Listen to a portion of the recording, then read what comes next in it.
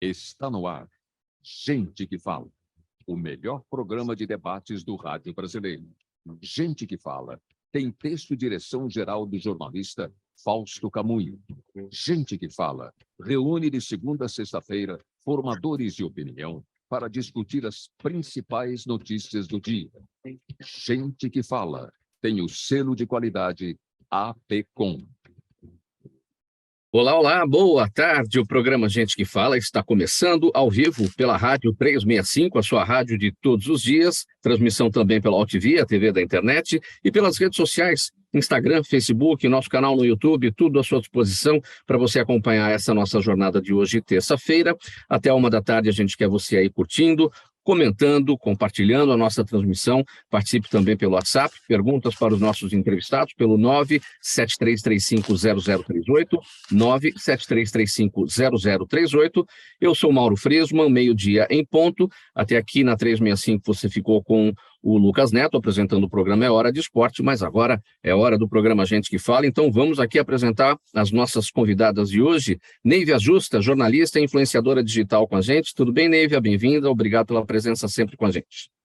Tudo bem, Mauro. Muito obrigada pelo convite. É sempre um prazer estar aqui com vocês. Também com a gente a Luciane Abramo, empresária, palestrante, mentora, escritora, investidora anjo na Poly Angels, e ela é CEO e fundadora da Ópera Soluções. Tudo bem, Luciane? Obrigado pela presença mais uma vez com a gente. Obrigada, Mauro, e a todos vocês que nos assistem. Agradeço o convite, é sempre uma honra estar aqui com vocês. Também na nossa bancada, aqui para análise e debate dos temas de hoje, do programa Gente que Fala, a doutora Fernanda Ramos, advogada trabalhista, secretária-geral da Comissão Especial de Empreendedorismo da OAB São Paulo, sócia do escritório Chaves Ramos Advogados. Doutora Fernanda, também bem-vinda mais uma vez com a gente. Obrigada, Mauro. Agradeço mais uma vez o convite. É sempre muito bom participar aqui do programa e debater assuntos sempre interessantes. E também aqui para a nossa conversa, Séries Arantes, professora de artes e graduanda em psicanálise. Ela é mentora de processos de autoconhecimento. Tudo bem, Séries? Bem-vinda, boa tarde. Oi, Mauro, boa tarde. Muito prazer de estar aqui pela primeira vez. Agradeço o convite e vai ser um momento gostoso aqui de passagem. 12:02, vamos ao nosso primeiro tema de hoje aqui do programa Gente que Fala. E olha, curiosamente, um programa com 4 mulheres convidadas, nós vamos falar exatamente sobre futebol, isso porque agora, no último domingo, as jogadoras do time feminino do Corinthians publicaram um texto nas redes sociais para fortalecer o movimento Respeita as Minas, uma das bandeiras do clube, uma das bandeiras do Corinthians em defesa da mulher. A nota foi publicada durante o jogo do time masculino, na estreia do técnico Cuca, e chegou ao clube sob protestos das torcedoras pelo fato de o treinador ter sido condenado num caso de estupro de uma menina de 13 anos na Suíça. Esse fato ocorreu em 1987, ao lado de outros jogadores, quando ele, Cuca, ainda era atleta do Grêmio. David, eu começo com você a respeito desse tema. O que esse episódio desse manifesto, né, das meninas do Corinthians, isso nos traz, nos revela, dentro desse contexto, né, do movimento Respeita as Minas, uma das bandeiras do Corinthians, e o Corinthians que tem toda a valorização da mulher também a partir, né, do futebol feminino, que tem muito espaço dentro do clube. Eu vejo com muito bons olhos o movimento, a publicação do manifesto, Mauro. É um sinal de evolução, de que a gente pode falar sobre isso nos dias de hoje. Imagina que em 1987 não se falava sobre isso. Falar sobre assédio, falar sobre violência sexual, e se a gente lembrar no futebol os episódios recentes do jogador Robinho, do Daniel Alves, é absolutamente necessário. Se a gente olhar para as meninas atletas, as jovens atletas, cada vez mais a gente vê denúncias de atletas, não só no futebol, mas em todas as modalidades esportivas, de técnicos que as assediam, que as diminuem, não só no Brasil, mas no mundo inteiro. Então, a gente realmente precisa falar sobre isso. E quando o Cuca foi trazido para ser o técnico, eu fiquei muito chocada Como eu também fiquei muito chocada quando o Santos resolveu trazer o Robinho sob toda a acusação que ele tinha, não só acusação, condenação, né? Então, a gente precisa falar sobre isso cada vez mais, de maneira escancarada, para a gente avançar nessa agenda, porque, de fato, os casos de assédio, eles continuam acontecendo praticamente na mesma intensidade com que eles sempre aconteceram. A diferença é que agora a gente pode falar sobre isso. Luciana Abramo, o seu entendimento sobre esse tema, compartilha da opinião da Nívia? Seu áudio fechado, agora sim. É um assunto bem delicado, como a Nívia coloca, né? Preciso falar a respeito e tratar, né, de casos como esse de maneira respeitosa. Então, mesmo com uma situação bem delicada e não acompanhando tanto a fundo quanto esses fatos, é importante rever para ter um novo olhar e uma nova visão a respeito desses assuntos. Doutora Fernanda Matias, desculpe, Fernanda Ramos. Seu olhar sobre esse tema. Eu acho de suma importância e mostra, Mauro, que o futebol não é só para homem, o futebol também é para mulher. Mostra que a mulher cada vez mais está alcançando os seus espaços. Eu aqui, como eu sou conselheira da Ordem dos Advogados do Brasil de São Paulo, onde nós tivemos pela primeira vez uma presidente mulher, que é a doutora Patrícia Vanzolini, isso nos engrandece, isso nos reforça a nossa bandeira para mostrar que a mulher é capacitada, que a mulher pode estar aonde ela quiser. Pouco importa se antigamente era um espaço estritamente masculino, que antes eram muito mais advogados do que advogadas. Mas hoje, dentro aqui dos inscritos na ordem, nós já somos mais mulheres do que homens, sabiam disso? Então, isso mostra o nosso avanço, que a mulher pode estar aonde ela quiser e no momento que ela quiser, e ela tem a capacidade para isso.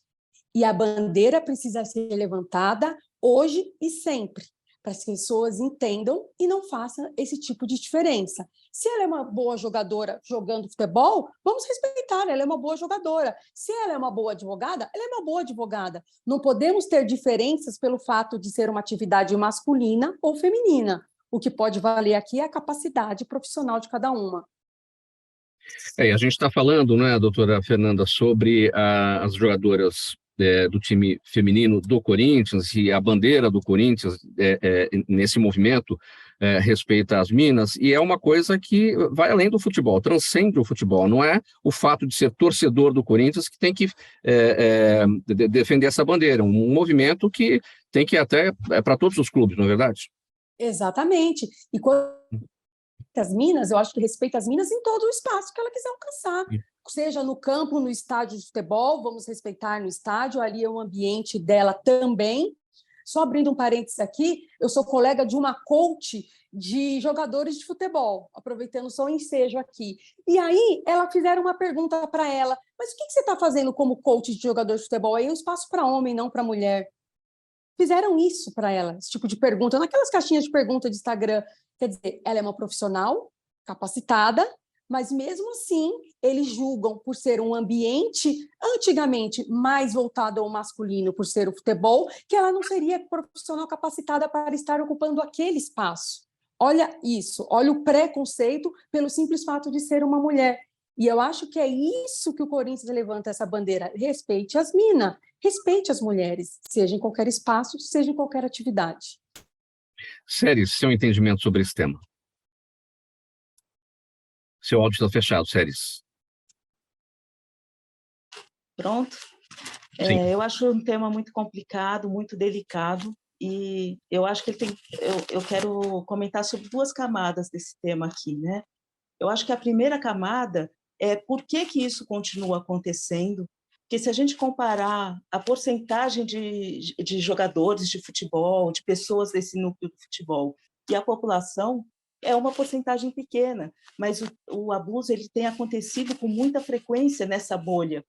Então, por que continua acontecendo, né? Então, eu acho que uma camada de reflexão é sobre a impunidade, né? O que vai ser feito em relação a isso.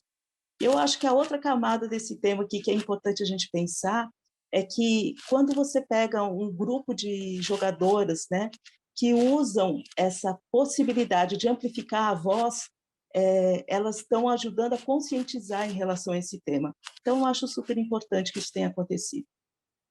Essa pergunta sua é muito importante. Por que que isso tudo continua acontecendo? Porque o espaço não havia, o espaço não existia, como destacou aqui a Neive, né? E nós estamos aqui justamente com essa proposta, com esse objetivo de abrir esse espaço, porque antes não era possível ser falado. Em 1987, quando aconteceu o caso envolvendo o Cuca, nada disso vinha à tona, e hoje vem à tona. É o caso do Daniel Alves, é o caso do Robinho, que a gente já tratou também por diversas vezes aqui. Então, é exatamente a reflexão feita pela Nívia. Não é, Nívia? Você quer complementar?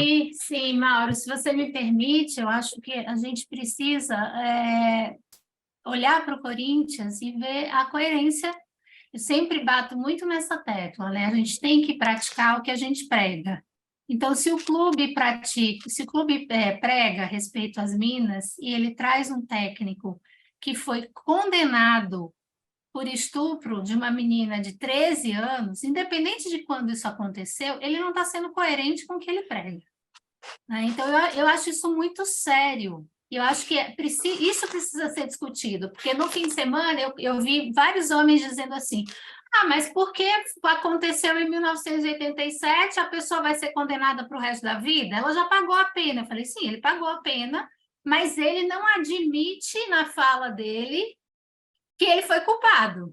Se vocês lerem, eu li tudo que foi publicado em relação a isso, se vocês olharem, ele continua negando, né? Um injustiçado, coitado. Ele só estava lá testemunhando, então ele é cúmplice se ele estava testemunhando. Você está num bando de homem, num quarto de hotel, com uma garota de 13 anos, eu que sou mãe de 2 adolescentes, mas um pouco mais velhas, é crime. É crime. Então, o Corinthians deveria ser coerente com o que ele fala, com o que ele se propõe, senão é só discurso. 12:11, programa Gente que Fala no ar, pela Rádio 365, a sua rádio de todos os dias, com transmissão também pela UTV, a TV da internet, e pelas redes sociais, Instagram, Facebook e o nosso canal no YouTube. Neiva, eu continuo com você, 12:12 agora, para falar sobre a seguinte pergunta: você enxerga e reconhece toda mulher como ser humano igual a você? Essa é a primeira de 10 perguntas que a jornalista Nívia Justa, que está aqui com a gente, fez num artigo publicado na semana passada na revista HSM Management. Segundo ela publica, homens que incluem as mulheres sabem que a construção de um futuro melhor, mais justo, inclusivo e igualitário para todas as mulheres se faz aqui e agora, no presente, onde cada um deles está com o que tem. E que, se cada um fizer o que está ao seu alcance, juntos, homens e mulheres mudam o mundo. Nívia, onde estão os homens que incluem as mulheres? Eles estão em alguns lugares já, de maneira visível, Mauro. Eu acho que, como você bem disse, eu faço 10 perguntas e 14 afirmações no meu artigo. Eu venho estudando a desigualdade de gênero e essa supremacia masculina, branca, heterossexual, cisgênero e sem deficiência há alguns anos. E a gente vê que houve avanços, sem dúvida. Se nós olharmos os últimos 50 anos no Brasil, a gente avançou bastante. Mas quando você olha para os lugares de liderança e poder, em qualquer setor da sociedade brasileira, você ainda vê essa supremacia masculina branca, como eu citei. Então, quem são esses homens que estão, de fato, incluindo as mulheres? São líderes empresariais, muitas vezes são advogados. A doutora Fernanda trouxe a questão da OAB. A OAB ficou quantas décadas sem nunca ter tido uma mulher na presidência da OAB aqui em São Paulo?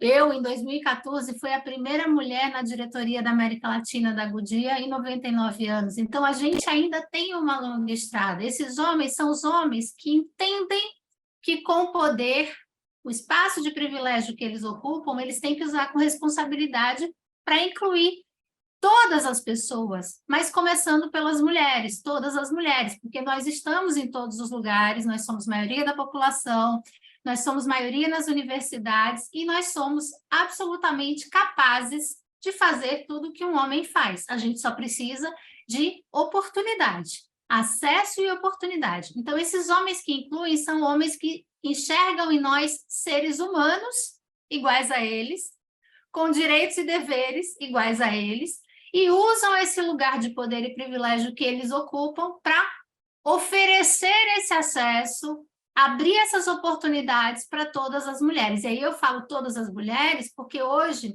a pequena parcela de mulheres que hoje já ocupam posições de alta liderança, são 5% das mulheres CEOs no Brasil, presidentes de empresa, é formada por mulheres brancas, heterossexuais, cisgênero e sem deficiência. A gente tem que lembrar das mulheres negras, que são a maioria da população, fazem parte da maioria da população, as mulheres lésbicas, as mulheres trans, as mulheres com deficiência e as mulheres 50 a mais. Nívia, em relação às 10 perguntas que você faz no artigo que você escreveu para a revista HSM Management, e você começa com justamente essa pergunta que a gente iniciou a nossa nota: você enxerga e reconhece toda mulher como ser humano igual a você? Você honra sua mãe e valoriza as mulheres por elas gerarem novas vidas e darem continuidade à existência da humanidade? Enfim, a resposta tem que ser sim a todas elas. Sim, sim. Tanto por homens quanto por mulheres. Sim, sim, sem dúvida, porque existem. Eu sempre falo, Mauro, o machismo estrutural da sociedade em que a gente vive, ele é danoso para homens e mulheres. Todas e todos somos pessoas com comportamentos machistas, porque foi assim que a gente aprendeu, foi assim que a gente foi criado. Como somos racistas, homofóbicos, capacitistas, gordofóbicos, etaristas, tudo que a gente puder imaginar, o preconceito está dentro da gente. Mas, por exemplo, quando eu pergunto das mulheres que geram a vida, nós, mulheres, somos penalizadas no ambiente de trabalho quando a gente resolve engravidar, quando a gente resolve, eu digo, dar sequência à humanidade, porque se cada mulher do mundo, toda mulher do mundo resolver não ter mais filho, a humanidade acaba. Então, se a gente hoje fizesse uma greve e dissesse, não vou ter filhos porque não vai me prejudicar na carreira, a humanidade vai acabar, e a gente não para pensar sobre isso. E as empresas ainda demitem 50% das mulheres que voltam da licença maternidade estão fora do mercado em 2 anos. A maior parte, demissão sem justa causa por parte do empregador. Isso está acontecendo hoje, não é dado de 10 anos atrás, isso é dado de pesquisa da Fundação Getúlio Vargas. Então, a gente precisa, de fato, olhar para isso. E, sim, existem ainda, infelizmente, mulheres que dizem que não são feministas, são mulheres que dizem que não contratam outra mulher porque ela vai querer ficar grávida ou porque só gosta de trabalhar com homem. Ainda existe, sim, mas felizmente essas mulheres estão se tornando minoria também. Cada vez mais a gente vai ter o conceito de sororidade, de irmandade entre as mulheres, se ajudando para que cada uma chegue lá e valorize quem já chegou. E entre as 10 perguntas, você também faz 14 afirmações no seu texto. Essas afirmações têm uma ordem de grandeza, têm uma ordem de importância? Não necessariamente, Mauro. Não tem uma ordem de grandeza, uma ordem de importância. Tem um dado que eu trouxe também nesse texto, que eu acho fundamental trazer aqui, que é um dado que eu ainda não consegui digerir, que eu descobri em outubro do ano passado, quando eu fiz o meu programa. Eu tenho um programa de streaming, né, de conversas ao vivo com líderes da alta liderança no Brasil.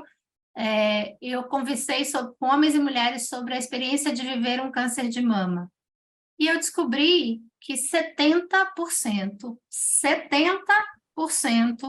dos homens abandonam suas esposas ou companheiras quando elas têm um diagnóstico de câncer de mama.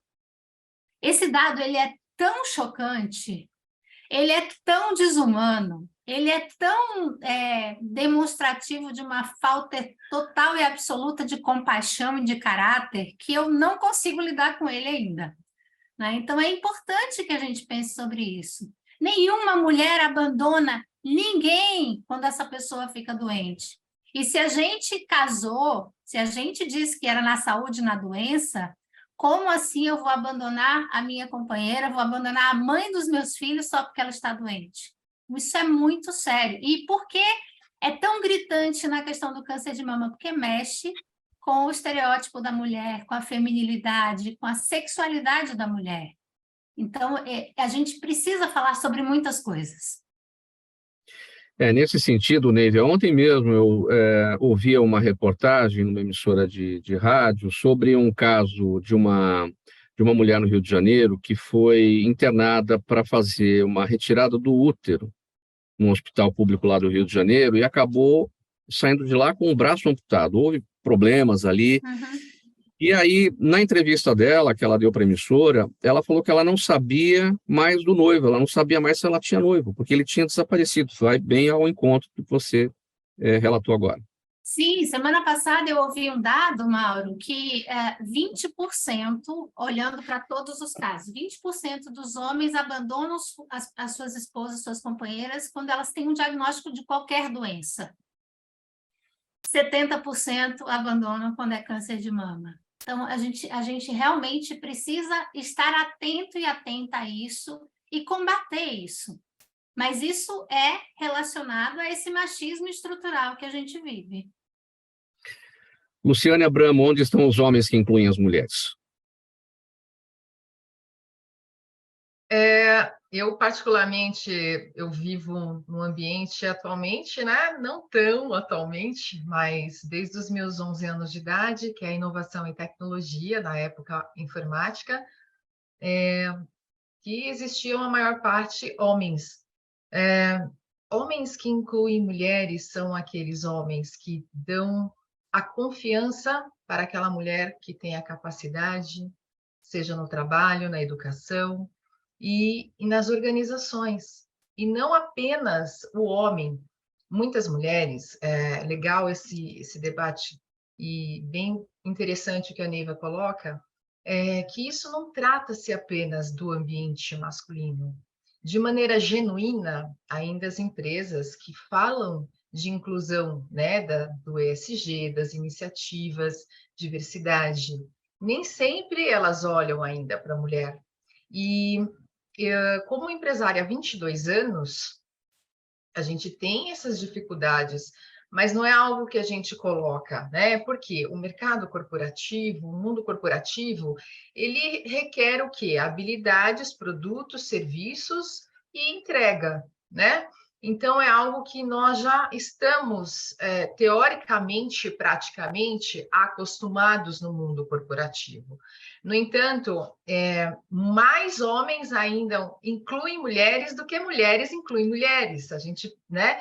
E eu vejo que as empresas que estão com as iniciativas e estão, de fato, colocando em prática, elas são empresas muito inovadoras, que estão, de fato, direcionadas para o século XXI e se estabelecendo como empresas para o novo mundo. Então, eles estão em todos os lugares, desde que haja realmente essa confiança e esse respeito ao qual ele permite estar dentro de todos os ambientes ao qual a mulher capacitada e capaz ela esteja incluída. E aí eu não vejo apenas o lado da mulher, eu vejo a habilidade, o talento, né? A gente, dentro desse momento, desses 22 anos que a gente atua, nós sempre olhamos para a capacidade e o quanto esse profissional, independente de gênero, cor, ele contribui. Então, a visão que temos é que em todos os momentos eles incluem. E os que não incluem são muitas vezes deixados como empresas, situações que vão ficando para trás, século XIX, século XX, né? E mudou muito isso. Então, quem não se adequar realmente vai ficar difícil se manter no mercado diante desse cenário. Sim. Doutora Fernanda, onde estão os homens que incluem as mulheres? Olha, Mauro, quando a gente fala onde estão os homens que incluem mulheres, é sempre importante a gente dizer que nós, no nosso papel de mulher, temos que trazer isso desde casa, quando nós ensinamos aos nossos filhos a entender que a mulher vai ter o espaço dela, porque ela tem a capacidade técnica, profissional para isso. A gente precisa acabar com esse machismo estrutural, começando dentro de casa. E eu costumo dizer que a mulher, quando sobe, necessariamente ela precisa trazer uma outra mulher. Porque só assim a nossa voz ganha eco, ganha força. Muitos homens já mudaram e mudam o tempo inteiro, a sociedade mudou como um todo, mas ainda precisa muito assim melhorar. Ainda existe o preconceito, ainda existe essa discriminação, mas nós temos, como mulheres, começar a ensinar dentro de casa o valor da mulher, o que ela pode ser, o que ela quiser ser. Então, isso tudo já começa da educação, que é o que eu ensino para o meu filho, é o que o meu marido ensina para o meu filho, que ele vai passar isso para a filha dele, para o filho dele, e isso vai alcançar gerações até que a gente consiga mudar mais esse cenário. Porque por mais que nossa voz tenha eco, mas ainda não é o suficiente. Tanto não é o suficiente que nós estamos aqui discutindo sobre isso. E que bom que nós estamos discutindo, porque isso nos dá força para as mulheres se sentirem mais empoderadas, se sentirem mais fortes e brigarem e lutarem de fato pelos seus direitos. E os homens mostrarem que ela decide o que ela vai fazer. Não são os homens que ditam as regras, né? Sim, doutora Fernanda, todos esses pontos estão justamente no artigo que foi escrito pela Nívia. Tudo começa dentro de casa, meninos e meninas sendo ensinados da mesma forma e com esse olhar. As meninas vão chegar onde elas quiserem chegar, simples assim, nada diferente disso. Séries, seu entendimento sobre esse tema. Fechado seu áudio, Séries. Pronto. Eu não sei onde esses homens estão, mas eu acredito numa característica que eles tenham, que é a da autoconfiança. Porque o que faz um homem desvalorizar uma mulher só pode ser a autoconfiança, o medo de perder o poder. Eu acho que, historicamente, as sociedades elas eram conquistadas durante uma guerra. A primeira coisa que um povo que invadia, né, um território fazia era acabar com a cultura, acabar com a religião e subjugar as mulheres. Né? E, a partir disso, essas mulheres teriam filhos do povo invasor. Então, ela sempre foi considerada como um objeto, historicamente considerada como um objeto. Quando um homem perde esse poder de decidir por ela e decidir qual é a semente que ela vai gerar na vida dela, toda a dinâmica da sociedade começa a mudar. Eu gostaria de ser mais otimista em relação a esse assunto, mas eu tenho ficado assustada com o crescimento como a gente tem visto agora, esse movimento Red Pill, né? Dos homens falando coisas absurdas sobre as mulheres, sobre mulheres que já estão velhas a partir dos 30 anos, né? Mulheres que são gordas e que não têm valor como mulher. Então, eu acho que é um assunto que a gente está avançando e algumas coisas estão acontecendo, mas eu acho que a gente ainda tem uma batalha longa pela frente. 12h27, programa Gente que Fala no ar, edição de terça-feira, aqui pela Rádio 365, a sua rádio de todos os dias, também pela UTV, a TV da internet e redes sociais, Instagram, Facebook e o nosso canal no YouTube. O próximo tema por aqui é o seguinte: vivemos numa fase difícil para todo mundo, com as consequências da pandemia, especialmente no trabalho, mas porque alguns empresários têm mais êxito que outros, mesmo nesse momento. O que, afinal, fazem de diferente? Essas e muitas outras perguntas estão na obra, no livro Êxito do Empreendedor em Ação, em Frente, de Luciane Abramo, que traz condições práticas para ajudar a repensar e agir nesse novo mundo e vários outros, voltados a quem está disposto a sair da zona de conforto e obter êxito em sua carreira profissional e negócios. Luciane, o segredo, justamente, do fazer diferente está no verbo enfrentar, que é o título aí do seu livro, Êxito do Empreendedor em Ação, em Frente.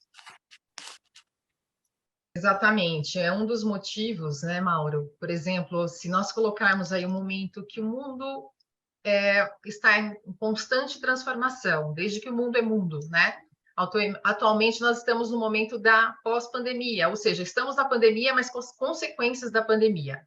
Então, se nós pegarmos aí uma estatística do mundo, existem mais de 60 mil demissões em massa, incluindo e principalmente as gigantes da tecnologia, do mundo todo, revendo seus negócios e atuação.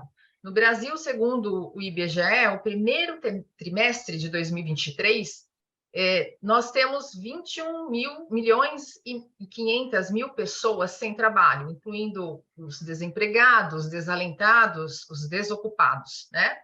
Empresas fechando, empresas em dificuldades, algumas se reinventando, algumas decretando falência, recuperação judicial, e algumas desacelerando, né? E o que também refere-se tudo isso? Juros elevados, consumo desacelerado, né? Independente dos mercados, e várias ações, né? Que a gente vai viver, que nós estamos vivenciando. Então, como fica essas empresas e esses empresários de sucesso, né? São várias ações, né? O enfrentar, de verbo enfrentar, é exatamente isso. São várias ações chaves que perpetuam o sucesso. E eu deixo aqui, diante desse cenário que nós estamos colocando, 3 ações chaves para o empresário, né? Para os acionistas, para o corpo diretivo, para que as empresas e empresas que desejam ter êxito manter-se no século XXI. A primeira delas é ter a humildade. Humildade para reconhecer que, de fato, seus resultados, empresas, eles não estão bons.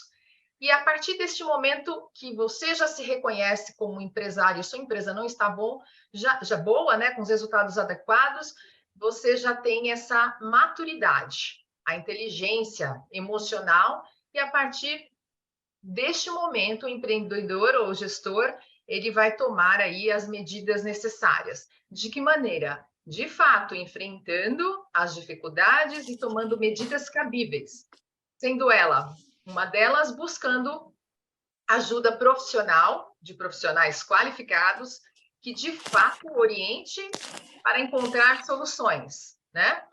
A segunda delas é um tema que nós também comentamos aqui, trata-se da inovação. Inovação nas empresas, ele pode partir, tem alguns cenários que a gente pode colocar em inovação, mas principalmente a partir de pessoas e de tecnologias. Pessoas, RHs, com visão de futuro, com olhar para o desenvolvimento profissional, ou seja, investir em desenvolvimento profissional, inclusão, diversidade, práticas, né? Iniciativas do ESG. Os funcionários também eles podem ser inovadores, desenvolvendo, aprendendo, né? Independente da empresa ou não, porque a inovação, ela trata-se das empresas. O que a gente tem visto no mercado é que a maior parte das empresas que deixam de estar no mercado, que elas deixam o mercado, é justamente, principalmente pela inovação, porque o RH ainda está focado no benefícios, na folha de pagamento, nos impostos. E é onde está a visão do desenvolvimento. Então, conversando com grandes empresas de todos os portes, a gente vê que algumas estão, e quando estão assim em perfeita condição para manter-se no mercado. Depois as tecnologias, né? Nós temos aí sistemas, ferramenta, automação, entre outros, que permitem e permeiam para que você possa ter, dentro de uma empresa, redução de custos, aumentar a produtividade, melhorar a qualidade dos produtos e serviços. E, eu não tenho tudo isso. Tudo bem, você pode buscar, né, parceiros, pode buscar aí empresas que possam contribuir com essa inovação e projetos que vão te levar numa outra etapa, né, da tecnologia e possa manter e agregar ainda mais valor para o seu negócio. Luciane, só um parênteses, todo o êxito, o sucesso de qualquer empresário ele não está necessariamente ligado ao ambiente econômico, existem muitos outros fatores aí que envolvem toda essa carga de sucesso, né, que a gente busca, né, que os empresários buscam e tudo mais. Vamos falar de educação, né? Você falou em profissionais qualificados. O empresário ele não chega sozinho, ele depende dos colaboradores, e a gente vê muita fuga de cérebros enfim, vão para fora, vão para o exterior, que são as pessoas que de fato estão habilitadas, qualificadas e que não vão prestar os seus serviços aqui no Brasil. E a educação, por mais que a gente veja os discursos feitos por aqui, não anda, enfim. Então, como superar esse desafio que o empresário tem que ter da base da empresa, do profissional mais simples ali, da função mais simples, não menosprezando essas pessoas, mas até o presidente da empresa, enfim, como superar todo esse desafio? Então, colocando exatamente a inovação em pessoas, ou seja, ter um RH proativo, desenvolvendo profissionais, buscando iniciativas, buscando ferramentas, né, buscando profissionais qualificados no mercado para desenvolver palestras, temas, contribuição para que aquela empresa possa se manter no mercado, porque uma empresa é um organismo vivo, ela depende de vários fatores, né? E eu estou colocando 3 ações chaves específicas e colocando em pauta justamente a questão da inovação de pessoas. Então, o RH de empresas que se mantém vivo, olhando para o presente e futuro, para levar o desenvolvimento profissional, independente do grau, né, se é tático, operacional ou estratégico. O corpo diretivo precisa ter essa visão. E o que nós vemos, o que nós estamos acompanhando, que algumas dessas empresas, ou elas aceleraram demais, ou então devido à pandemia e a demanda do momento, ou então empresas que não investem nessa qualificação e também não estimula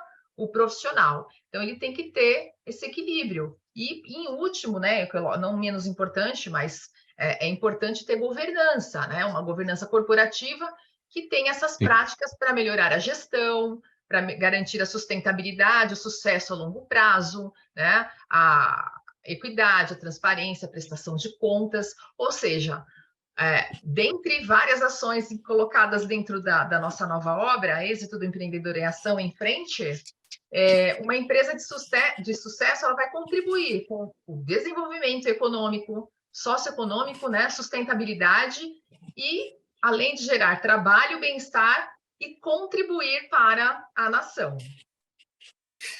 12h36, programa Gente que Fala segue por aqui, edição de terça-feira, Rádio 365, a sua rádio de todos os dias. Estamos também pela Altivia, TV da internet e pelas redes sociais. Doutora Fernanda, vamos falar sobre o seguinte assunto agora. Algumas turmas dos tribunais regionais do trabalho vêm decidindo a favor de reduzir pela metade, sem diminuição de salário, a jornada de empregados cujo filho é diagnosticado com transtorno do espectro autista, mesmo em casos não regidos diretamente pela CLT, a Consolidação das Leis Trabalhistas. Qual é o objetivo, doutora, em relação a essas decisões todas? Já vi diversas decisões nesse sentido e eu entendo como uma decisão muito afirmativa, porque o autista precisa de um cuidado especial e a mãe precisa ter esse aparato, tanto da empresa, porque a gente precisa pensar, Mauro, que o papel da empresa, do empresário, não é somente gerar lucro, não é isso. Ele tem um papel muito maior na sociedade. Ele precisa pensar que ele está lidando com pessoas, como bem disse a Luciane, nós estamos lidando com pessoas. E as pessoas felizes, ambiente de trabalho feliz. É um ambiente de trabalho saudável.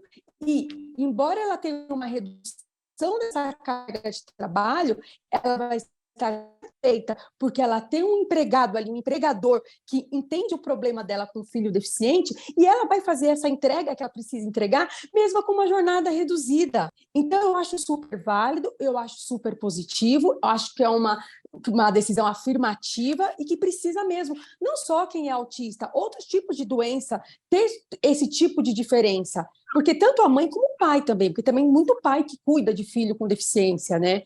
Então, eu acho muito positivo isso, e você pode ter certeza que a entrega desse profissional vai existir, porque ele reconhece ali que ele não tem somente o empregador, ele tem um parceiro, onde o parceiro ajuda que ele vai ter um ambiente de trabalho saudável, ele vai poder cuidar do filho dele, mas ele também vai fazer a entrega que o empregador dele precisa para gerar a receita que ele precisa para sobreviver. Então, os empresários precisam pensar dessa forma, que eles não estão somente para gerar lucros e empregos, precisam pensar o impacto deles na sociedade como um todo.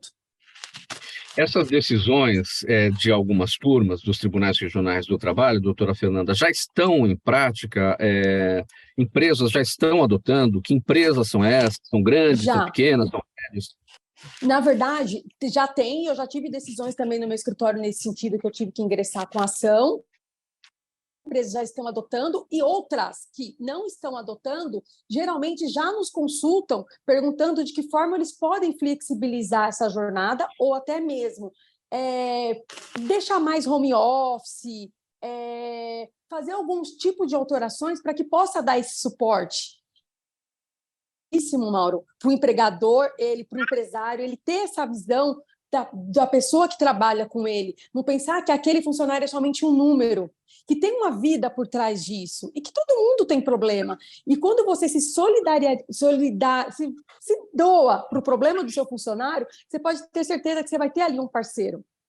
Você pode ter certeza disso. E as empresas estão muito engajadas e é o que a gente vem aplicando. O empresário tem um papel fundamental na sociedade. Ele precisa entender o problema do funcionário dele, porque aí, com certeza, a função dele como empresário vai se alavancar ainda mais a empresa dele.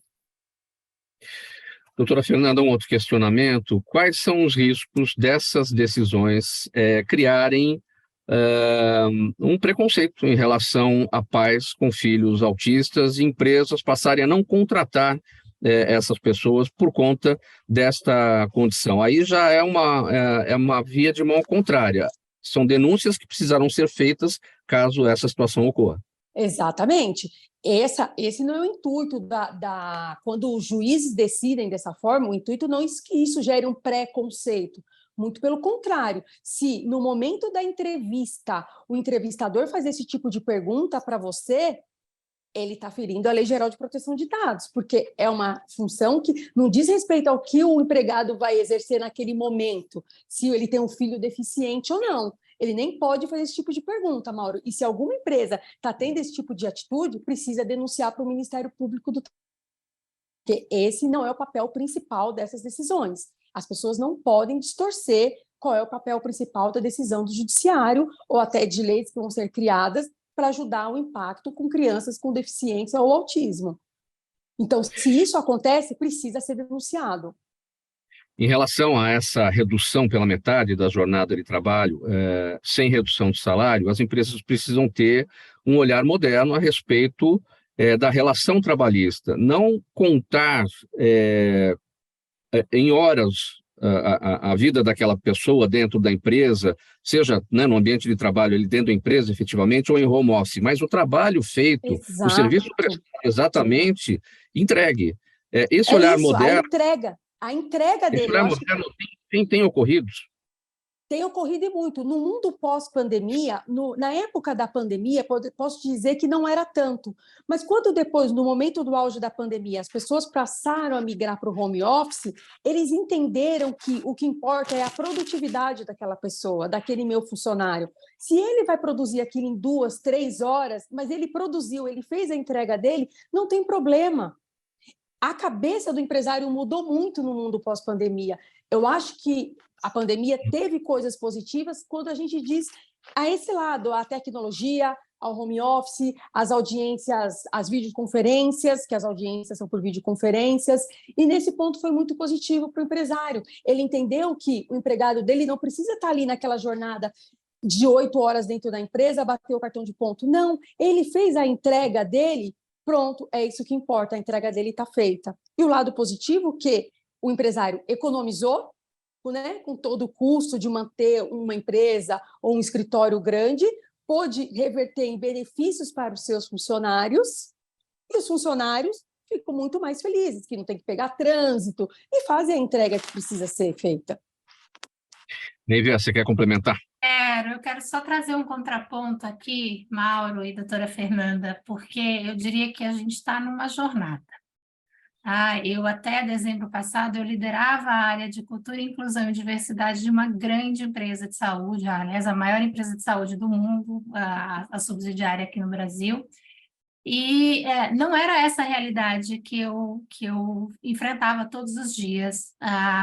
Os pais e mães de filhos com autistas não eram nem visíveis. Então, quando a gente fala de inclusão, a gente fala de conhecer as pessoas com quem a gente trabalha, mas, obviamente, não discriminá-las na entrevista, porque isso é ilegal.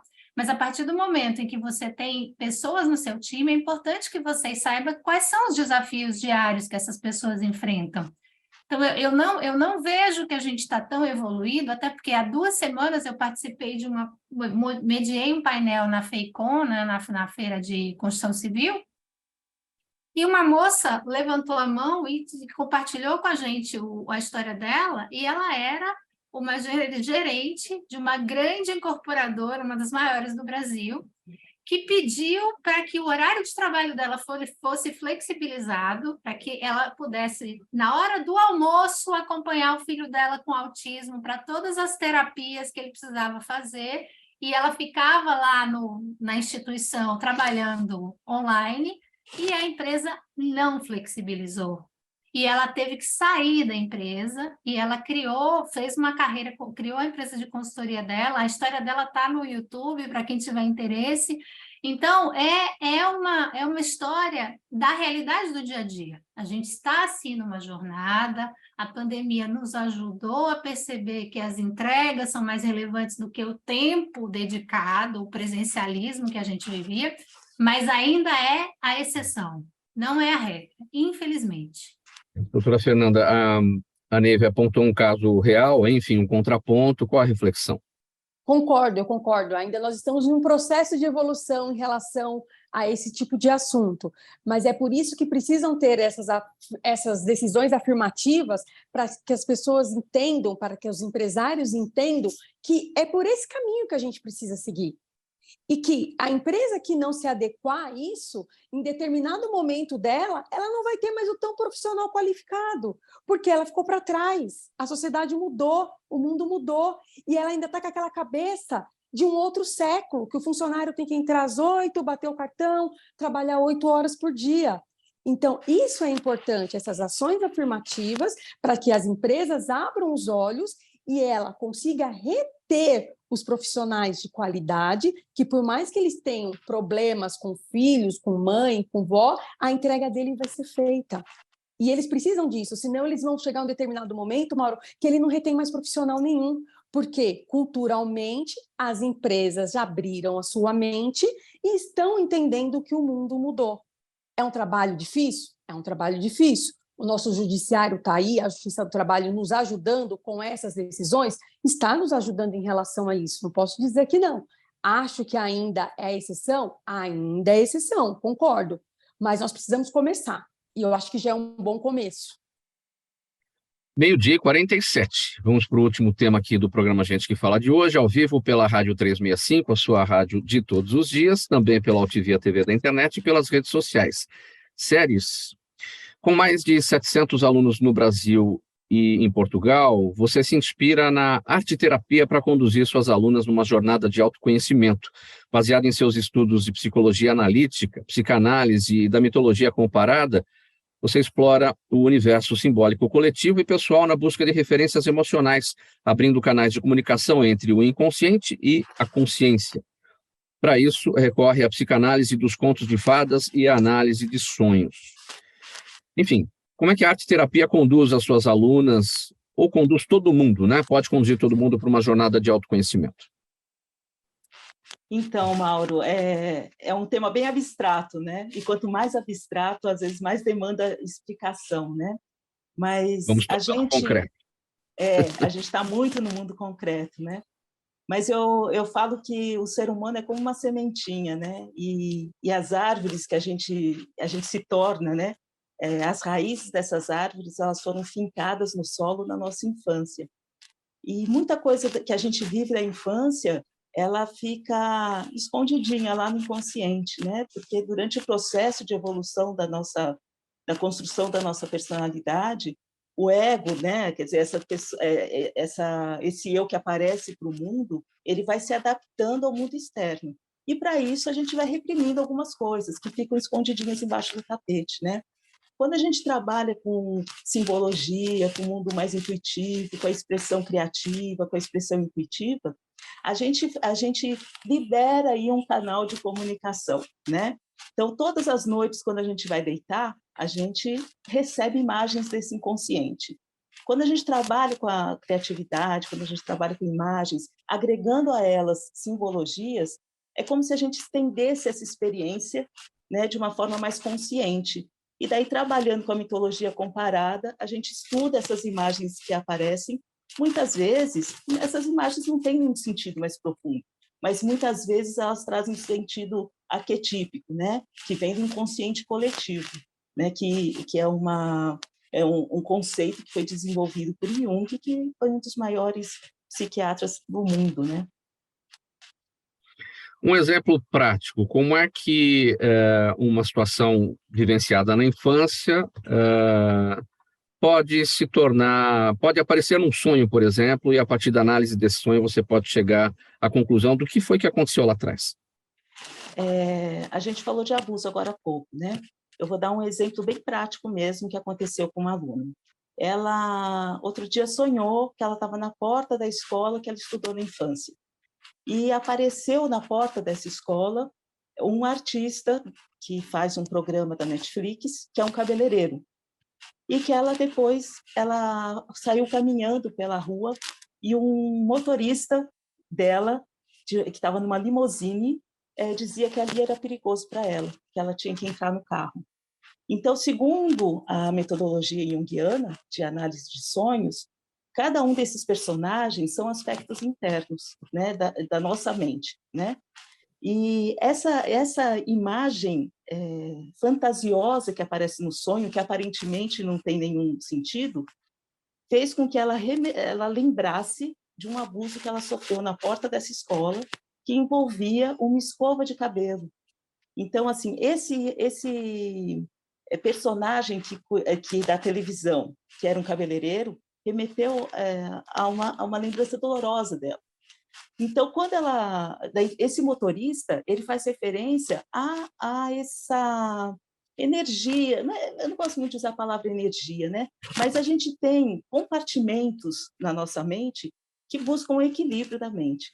Então, a gente se defende. Se você for atacado, uma pessoa te agredir verbalmente, você tem um sistema de defesa interno para reagir àquilo, para equilibrar a sua emoção, né? Então, diante desse sonho, ela trouxe um tema que tinha acontecido com ela, que estava completamente esquecido. Então, ela pode levar esse tema para terapia, né? Não é mágica que acontece, mas a partir do momento que você traz isso à tona, você consegue ter um enfrentamento de uma situação que pode impactar nas suas ações, na sua vida concreta, no dia de hoje, né?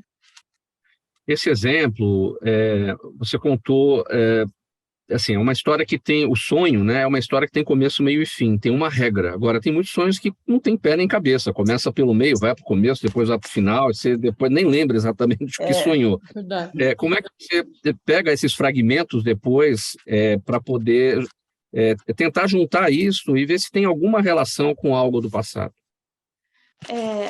Primeiro a gente precisa compreender que não é, né, a gente não comanda a mente, é a mente que comanda a gente, né?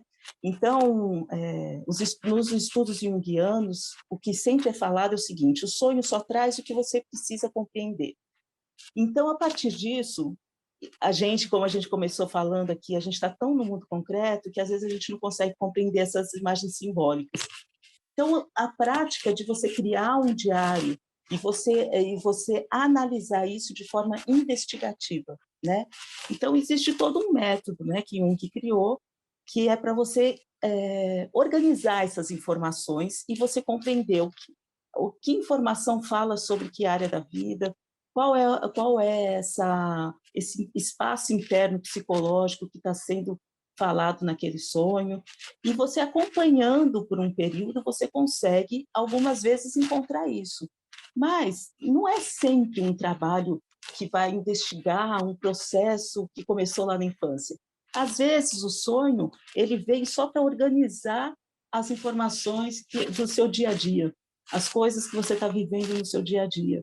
Então, uma pessoa que está com uma questão ali muito latente, ela precisa, sei lá, comprar um apartamento, né? Então, aquilo está na cabeça dela, está preocupada com aquilo e tal.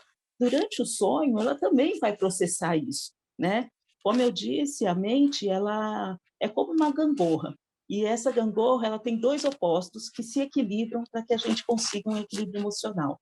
Então, sonhar, às vezes, com os acontecimentos do seu dia, te ajuda a buscar esse equilíbrio. Olha, meninas, 6 minutos para 1 da tarde, vamos para as perguntas da audiência, e uma para cada uma, e eu vou pedir muita brevidade para vocês, para a gente cumprir tudo aqui no tempo, tá? A Séries está falando, então eu começo com você. No Instagram está a Mônica Alves, ela pergunta o seguinte: Séries, há alguns anos os livros de colorir viraram moda entre os adultos, como uma espécie de terapia anti-estresse. Isso funciona? É a pergunta dela, e qual a sua opinião a respeito?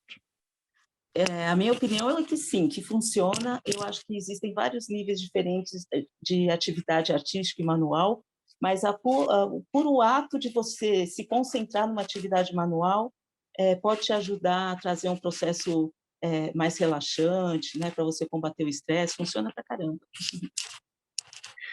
Luciana Abramo, a Kátia Beltrame está no Facebook. Com brevidade também, Luciana, em que medida o envolvimento emocional ajuda ou atrapalha um empreendimento? É a pergunta dela.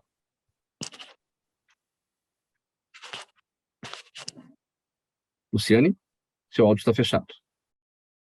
Desculpa, eu não compreendi o início da pergunta, do envolvimento emocional.